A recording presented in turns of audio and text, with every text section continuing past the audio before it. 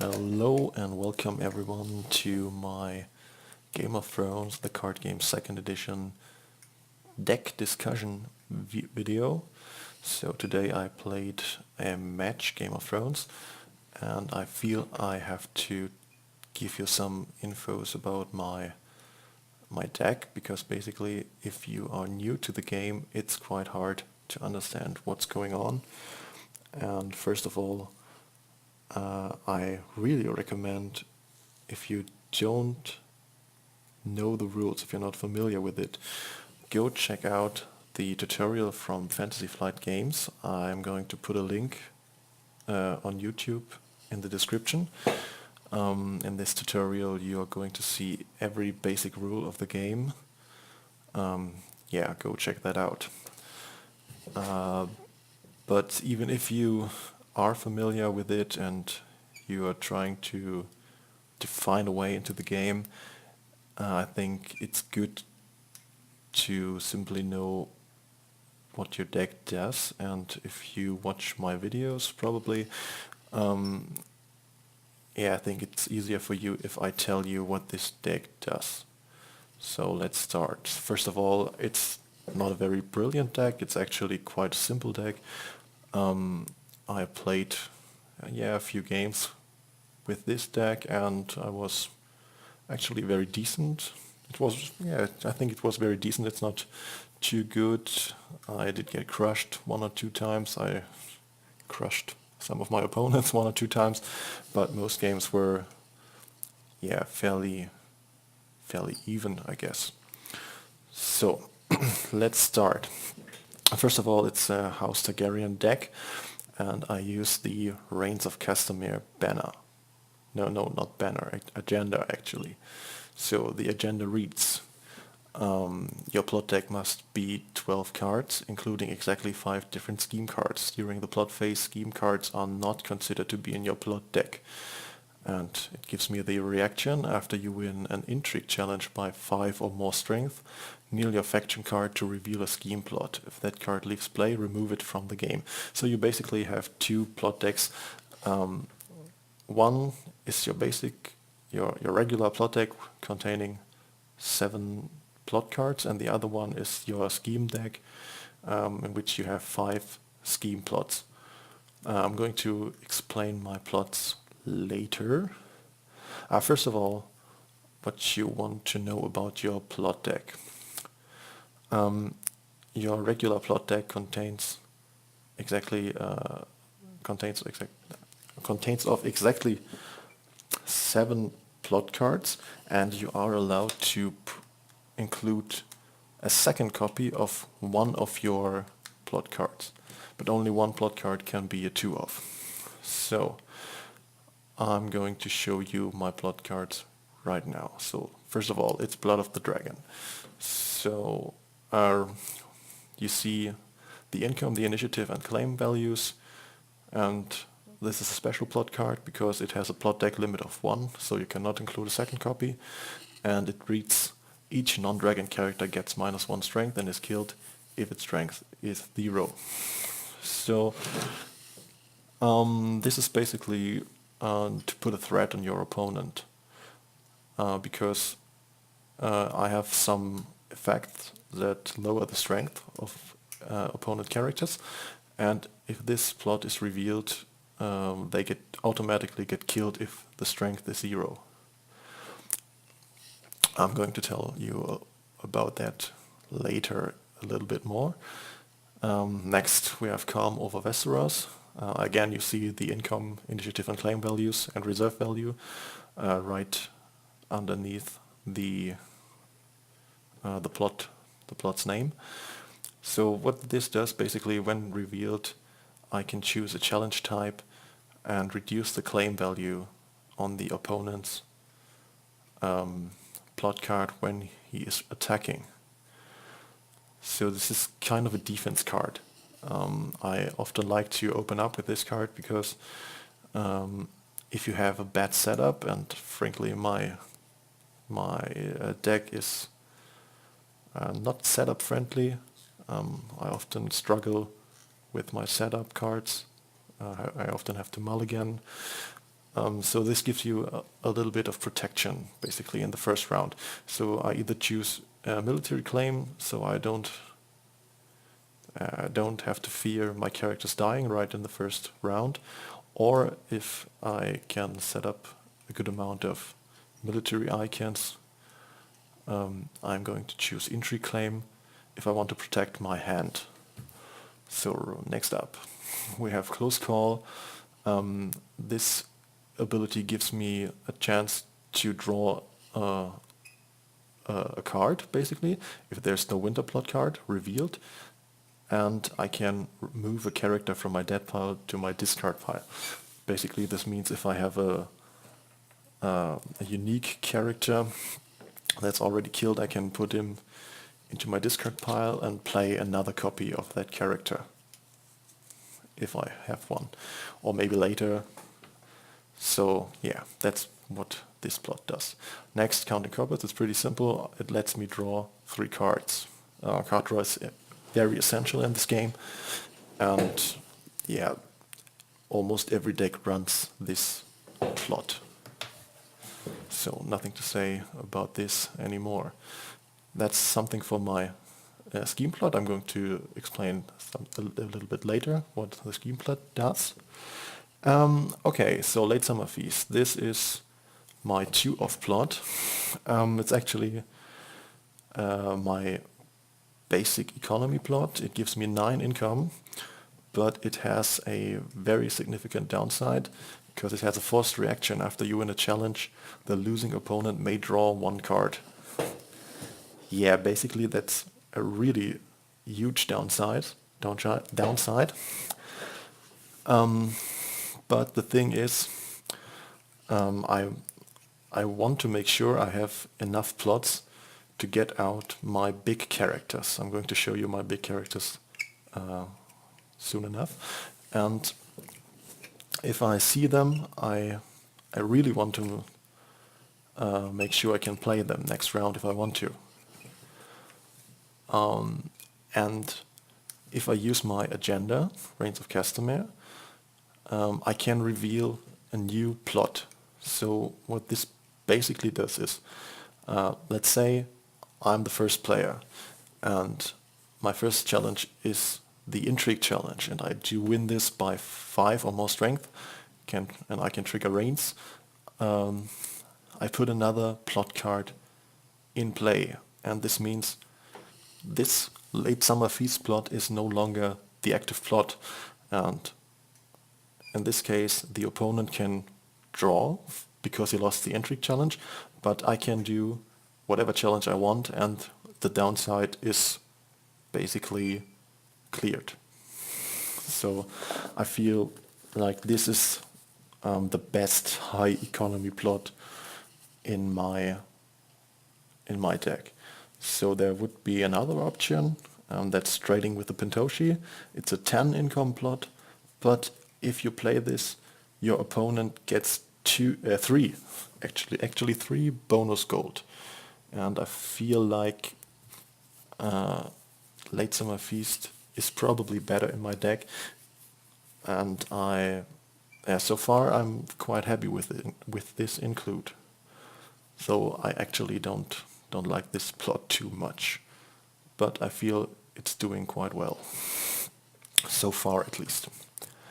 So the last plot of my regular plot deck is March to the Wall, and this has the ability, when revealed, each player chooses a character he or she controls, if able, and discards it from play. Cannot be saved. What this does is, if you can put a lot of pressure on your opponent,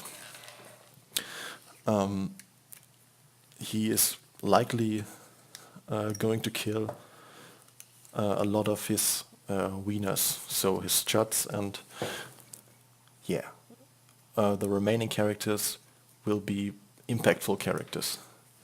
And you are probably able to trade one of your bad characters against the better character from your opponent, what is great. If you're very, very lucky, you can hit a very impactful character, so that's always great. The second bonus, this card gives you is an initiative of 8. So basically, in most cases, you're going to win initiative and decide whether to be the first player or the second. What's great. And it has some more synergies with other cards I'm playing. Yeah, actually in this deck, it's basically Viserys Targaryen. He has an interrupt when Viserys Targaryen leaves play. Choose an attachment and discard it from play.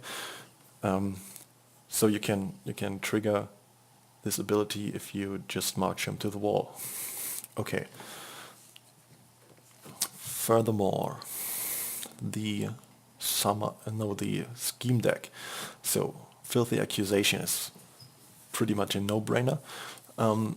First of all, if you use Reigns of Castamere and you don't know it, the income initiative, basically the income and initiative values are pretty much worthless, because all that matters is the claim it gives you, because you still can do intrigues and win them and apply claim.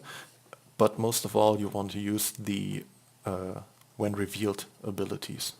And of course reserve doesn't matter too, because you might have to discard down to your reserve value. So this is when revealed, choose and kneel a character. It's pretty much a no-brainer. This is so strong.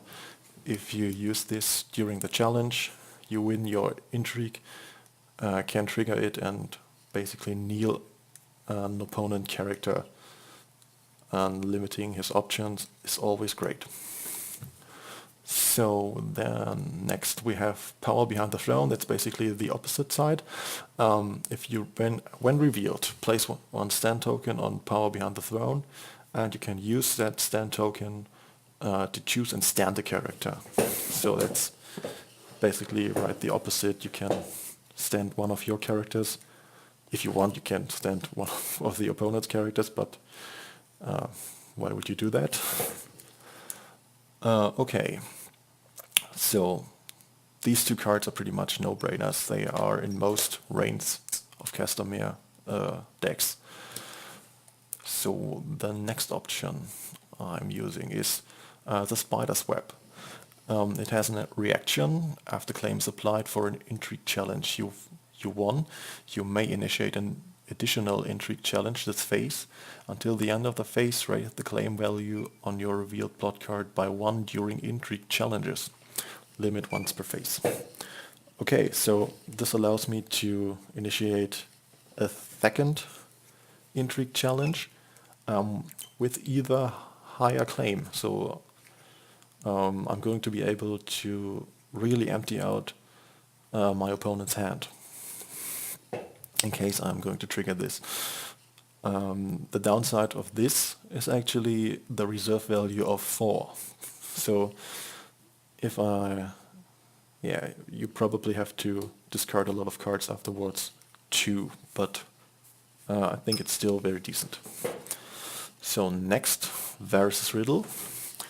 The when revealed ability is initiate the when revealed ability of an revealed non-limited plot card as if you had just revealed it.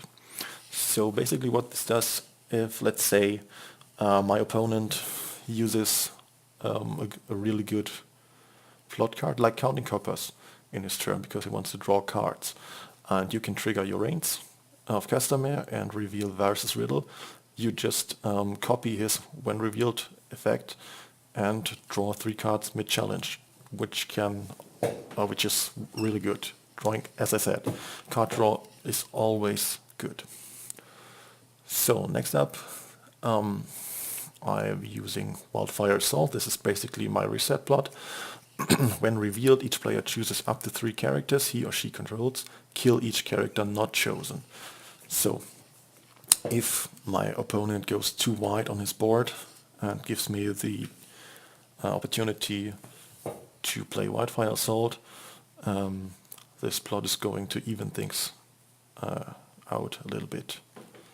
Yeah, that's basically what it does. So that's my scheme deck, and let's go on with my characters in my draw deck. Yeah, you see here I have 60 cards draw deck. you have to have 60 cards at least in your deck, and you can only include 3 copies of one card. So first of all, this is a one-off, it's a backing brother. Yeah, it has a good interrupt. You can basically cancel the triggered abilities of characters. It's actually quite a good card, and I'd like to run more of them, but I don't feel I have enough space in my deck to include more of them. You see the keyword bestow, and you can. This basically means you can put up to 3 gold on this character, and each time you use his ability, you have to discard 1 gold from this card. The number behind the bestow keyword tells you how much gold you can put on this character. You can only put gold on bestow characters once they enter play. So next off, this is one of my big guys. It's Daryon Harris. Yeah, it's a 7 cost character, strength 6, military and intrigue icon, and he has renown. Renown is basically the keyword that wins you the game, because if a renowned character wins challenge, he gains 1 power, very powerful, and his reaction allows me to either steal an opponent's ally, companion, or mercenary character, and even stand that, and just in case he does not control any character with these traits, I can stand one of my own characters with these traits. So basically the characters I run with these traits are Grey Worm. He's really good, and it's good to stand him again. Littlefinger. What's him? No, he's not. The Second Sons are mercenaries. Ser Jorah Mormont is a companion. And I think, Dorea is, Dorea is a companion as well. And the other ones, no. So that's all. That's pretty good, in my opinion. And of course he has a lot of strength and an intrigue icon, what really helps with my agenda. So Daenerys Targaryen. My second 7 cost character, strength 5, intrigue and power icon, and she has insight, which is basically a draw engine. If a character wins a challenge and has insight, you can draw a card if you want to. You can choose not to draw a card if you have already a lot of cards in hand. Yeah, you can feel free. And yeah, she has the good ability to reduce my opponent's character strength while she's standing and while they are participating on their side in a challenge. Yeah, Dorea is a one-off. She's actually a very good card, in my opinion, 2-coster. And while she is participating in a challenge in which I control another Lord or Lady character, she gains insight too. So basically, she allows me to draw cards under certain circumstances. Yeah, she's a one-off because she's not that important. Okay, but still a fine card. Yeah, we have Drogon. Drogon, but what he does is basically he gives Daenerys renown, so that Daenerys can gain power too. That's a really good thing. Grey Worm is one of my main characters, because in the challenge in which he is attacking, he can choose a defending character and reduce his strength by 3, what is really good. So in a lot of cases, at least in the beginning of the game, in a lot of cases he can trigger reigns all by himself, because he has 5 strength, is doing an intrigue challenge, and yeah, can reduce even by 3. That's really great. And you see why it's very good to have Dario Naharis and Grey Worm in play at the same time, because if Dario wins the challenge as well, he can simply stand Grey Worm, and if they are attacking together in an intrigue, you pretty much it's pretty much a guaranteed range trigger. Okay. Next we have Eerie. Eerie is another bestow character. You can put 2 gold on her. Oh, and she's a companion as well. So just in case you don't have any other companions, you could stand her with Dario. Yeah, but that's not actually not what you want to do, but it's something that's still an option if things are looking very grim. So, and you can discard 1 gold from her to choose and stand a Lord or Lady character. Yeah, she's actually very good, because stand is always good. But I don't run too many Lord or Ladies. And so that's just a one-off. Yeah. Basically my Lords and Ladies are Daenerys, she's a lady. Khal Drogo is a Lord. Littlefinger is a Lord. And Magister Illyrio is a Lord. And Viserys Targaryen is a Lord. But not quite an impactful Lord. Besides his ability, that's actually good. So, Khal Drogo. Khal Drogo is another renown character, and he has a good ability. You may initiate an additional military challenge during the challenges phase. So, yeah, you can see why this is good. I decided to run only 2 copies of him because I am focusing more on intrigue. So it's always good to see Khal Drogo, but he's not too much of a key character. Okay, Littlefinger. Littlefinger has the reaction after you marshal Littlefinger, draw 2 cards. Yeah, that's quite much self-explaining. And he guarantees +1 income. So next round he's giving me a little bit economy. And of course he has intrigue and power icons, so that helps a lot. Magister Illyrio is a Lord, as I told you, and he has an intrigue icon as well. So you see, intrigue icons are very important to me. His action, pay 2 gold to choose and stand a character, limit once per phase. So yeah, this is more stand. Stand is really, really good. And you can simply keep 2 gold after marshalling and reuse any character. Yeah, that's great.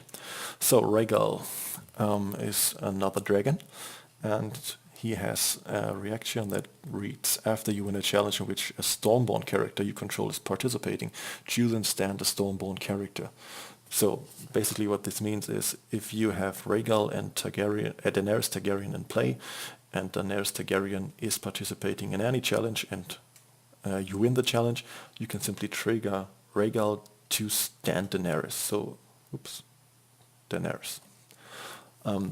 So basically you can reuse her again, which is extremely efficient if Drogon is in play as well, because she gains renown, lets you draw 1 card using Insight, and you can still use her again, or simply get a benefit off from her ability, because she's simply standing. Okay, now Second Sons. Another bestow character, and they have a forced interrupt. When the challenge's phase ends, sacrifice Second Sons unless you discard 1 gold from it. So why are these guys so good? Basically they are a 3 coast character, but they have 6 strength and military and a power icon. And if you discard them, they go to the discard pile. That's important. I'm going to tell you why this is good. You can always choose to put some gold on them to just to keep them in play. But you don't have to, and I'm going to tell you why this is the case. So next off, Ser Jorah Mormont is another renowned character. What's really good is he is a 2-cost strength 4 character, and he is a Bicon, military and intrigue. The downside is, after I win a challenge in which he is participating, I have to place a betrayal token on him, and he gets sacrificed if he has 3 or more betrayal tokens. The thing with sacrificing characters is you cannot save characters from being sacrificed. That's the case with Second Sons 2. You basically can kind of save them if you have gold, but yeah. Okay, so this is pretty much a low coaster. If you want to speed up the game, it's all good. But if you lose Ser Jorah Mormont, it's not too much of an issue. So Targaryen loyalists, these are the in-house reducer characters.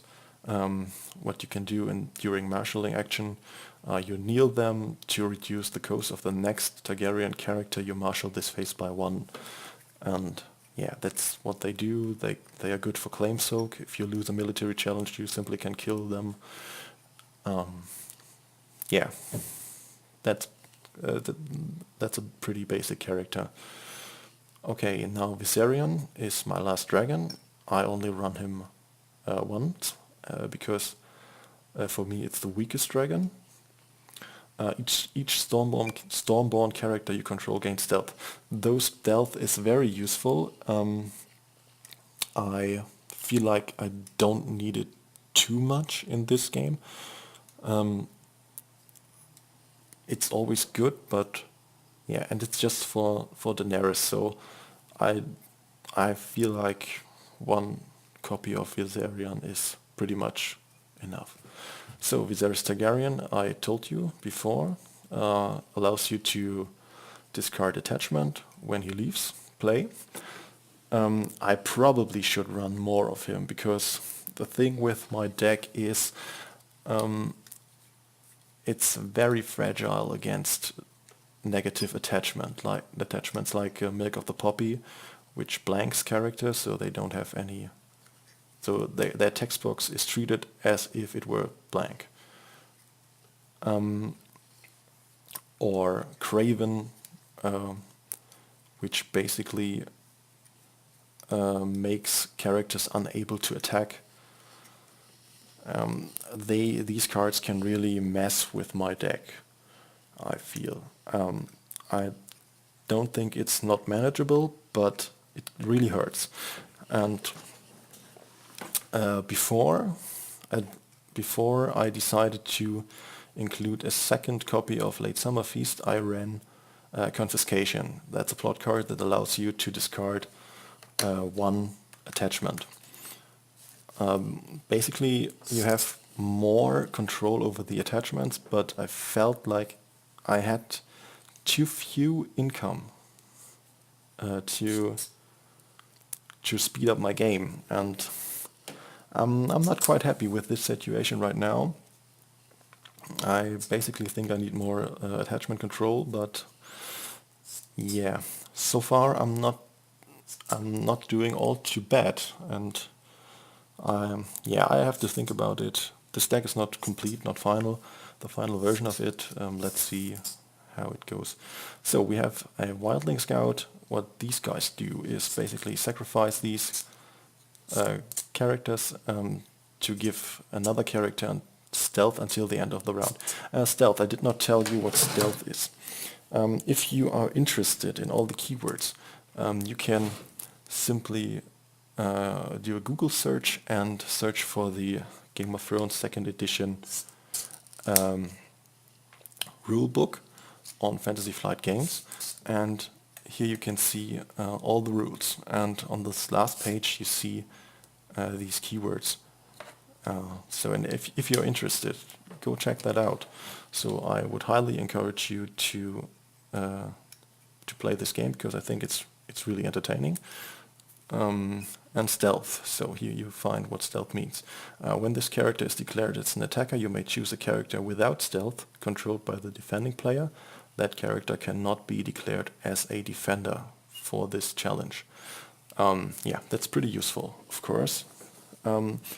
If you want to trigger reigns especially. So back to this deck. These are my characters. I'm running more than half of my deck. More than half of my decks are characters. That's pretty good, I think, because most of the time I'm not running out of characters. So far, I'm running only one attachment. It's the Crown of Gold. Its terminal attached character gains the King trait and -4 strength and is killed if its strength is 0. So you are using this deck, this card, basically to kill impactful characters or to put a lot of threat on your opponent that you can kill them because you reduce their strength so much. Yeah, that's what this does. So now my locations. Astapor, it's a House Targaryen location, and you can bestow it. You can put up to 4 gold on it, and as an action you can kneel Astapor to choose a participating character, which means participating in a challenge. Until the end of the challenge, that character gets -X strength, and X is the number of gold Astapor has. So, yeah, this is extremely good because you have a lot of control over the board. It can help you trigger reigns. It can help you to basically cancel your opponent's challenges if he has only one character, which strength is quite low, and you can reduce it to 0 simply with Astapor, so that his attacking strength value is 0. He cannot win the challenge. That's cool.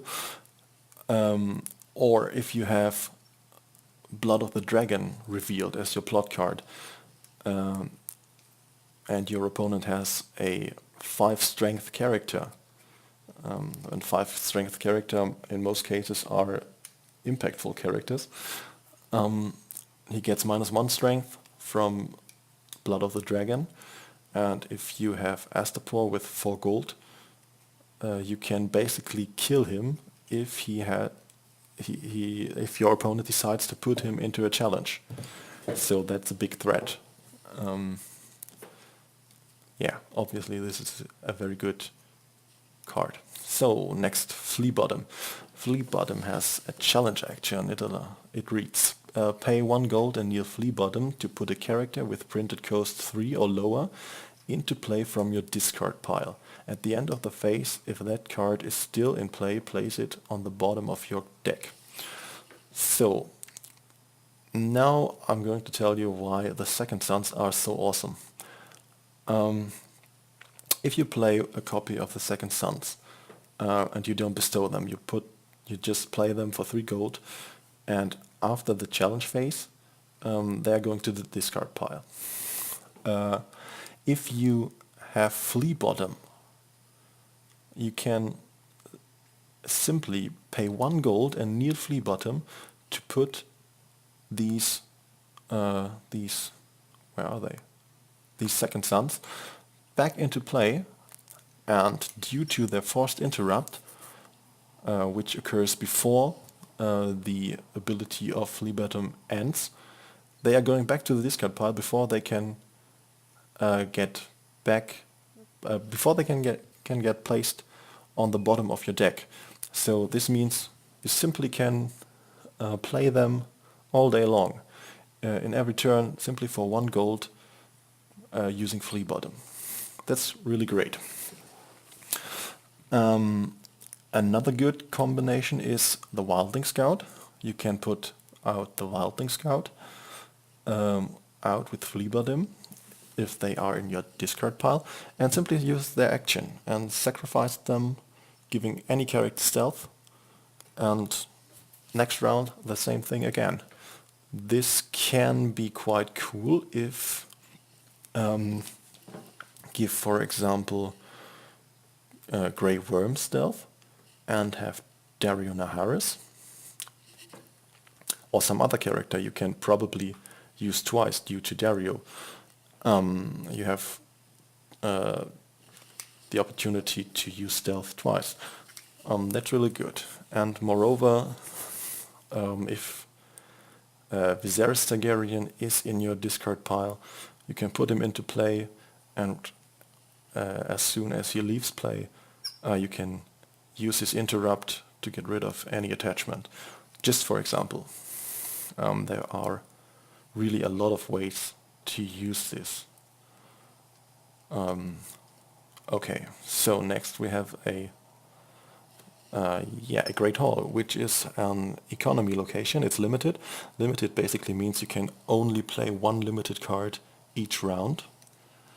And during marshalling phase, you can kneel Great Hall to reduce the cost of the next unique character by 1, by 2 even, if its printed cost is 6 or higher. And yeah, you can see I have a lot of unique characters. Dario, Daenerys, Dorea, Drogon, Grey Worm. Yes, most of these guys are unique characters, so I can use this basically in almost every turn. And I do have quite a few high cost characters, so this helps a lot to if I want to bring them in play. So next, Illyria's Estate is another limited economy location. I can kneel it to reduce the cost of the next Targaryen card. I marshal this phase by 1. Okay. Yeah. And my third and last economy card is Rose Road, which basically gives +1 income. So each turn I'm going to have 1 more gold for each Rose Road I'm going to play. This is Plaza of Pride. It's a location that can help you if you want to stand and reuse characters. So it reads, kneel Plaza of Pride and discard a card from your hand to choose and stand the character with printed cost X or lower. X is 3 higher than the printed cost of the discarded card. So yeah, it's actually quite good. If you have a lot of cards, you can discard a card to stand another card. What's really a nice synergy again with these Second Sons or the Wildling Scouts, but the Second Sons are still a little bit better. If you don't have a Second Son in your discard pile, but you have Flea Bottom out and you have already played Plaza of Pride, you can use Second Sons to stand a character with printed cost up to 6 and get these guys into a discard pile and bring them instantly in with Flea Bottom. And this is just some kind of collateral damage, simply because you wanted to stand a character. Okay, so last but not least are the events. First of all, I'm running a Dragon is no Slave. It's a 2-cost event, challenges action, choose a character without attachment. That character gets -2 strength until the end of the phase. So again, I can reduce opponent's character strength. Especially this is useful during Blood of the Dragon turns, as you might have already guessed. And yeah, it has a reaction after you win a challenge in which you control a participating dragon character, or Daenerys Targaryen, pay 1 gold to return a Dragon is no Slave from your discard pile to your hand. So you can recycle these cards, use them again. It can be kind of cool. And because of this reaction, you can easily use these cards to fuel Plaza of Pride and stand any character coasting up to 5 gold. It's quite good. But I'm actually not sure if I want to keep these cards in my deck. Yeah. That's something I have to decide later. So next, probably the most infamous card in Targaryen faction is Dracarys. Action. It's a one coast event, and it reads action. Kneel a dragon character or Daenerys Targaryen to choose a participating character. Until the end of the phase, that character gets -4 strength and is killed if its strength is 0. So yeah, so you see why my dragon characters are really important. Drogon, Rhaegal and Viserion, and Daenerys Targaryen, of course. She can trigger this too. Yeah, this is basically to control the board and to kill important characters. Yeah, I really like this card in this deck. I really love this card actually, and in this deck it's even better because of characters like Grey Worm.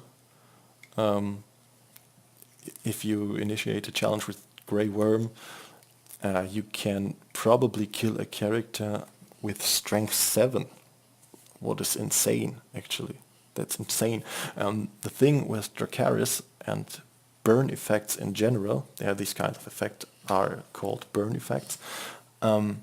This is a lasting effect, so if you have any kind of save for a character that gets burned, you cannot save this character because afterwards his strength is still 0 and it gets killed immediately again, because as it reads until the end of the phase, that character gets minus X strength and is killed if its strength is 0. So you save it and its strength is still 0 and is killed. So if you want to save a character from a burn effect, you have to have one effect that saves and increases the strength so that he does not have 0 strength. That's pretty awesome. And of course Dracarys works really well with Astapor as well. So next off, I run 2 copies of Fire and Blood. It's a challenges action. Choose a unique Targaryen character in your dead pile and shuffle it back into your deck. If that character is a hatchling, you may put it into play instead. Okay, hatchlings are my dragons. Yeah, these are quite small dragons. So these are all hatchlings, and I can instantly bring them back into play, what is great. And I can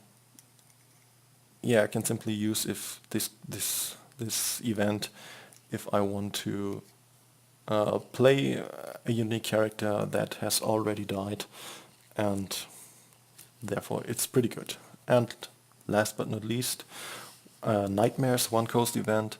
Action, choose a character or location until the end of the phase.